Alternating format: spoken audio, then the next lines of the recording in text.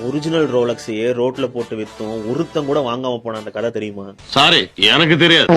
இது ரோலக்ஸே பண்ண ஒரு சோசியல் எக்ஸ்பெரிமெண்ட். ரோலக்ஸ் அவங்க வர்த்த ப்ரூஃப் பண்றதுக்கு அவங்களே அவங்க வாட்ச ரோட்ல போட்டு கம்மி விலைக்கு வித்தாங்க. என்னதான் அந்த ரோட்ல ஆயிரக்கணக்கான மக்கள் போயிட்டு வந்துட்டு இருந்தாலும் ஒருத்தர் கூட இதை சீண்டவே இல்லை. ஏன்னா அது அவங்களுக்கு ஒரிஜினல்ங்கிற நம்பிக்கையே வரல. இதுக்கு பின்னாடி ஒரு பெரிய சைக்காலஜியே இருக்கு. நார்மலா நம்ம பிரெயின் ஒரு ப்ராடக்ட் பார்க்கும்போது ஃபர்ஸ்ட் அந்த ப்ராடக்ட் இருக்கிற சரௌண்டிங்கை தான் நோட் பண்ணும். இதை டெக்னிக்கலா எக்ஸ்பெக்டன்சி தியரின்னு சொல்லுவாங்க. அதாவது நம்ம பிரெயினுக்கு ஒரு ப்ராடக்ட் பத்தி முன்னாடியே ஒரு எக்ஸ்பெக்டேஷன் இருக்கும். அதே இந்த ரோலக்ஸ்னா அது ஒரு பிரீமியமான ஷோரூம்ல பார்க்கவே ரொம்ப பாஷா இருக்கும்னு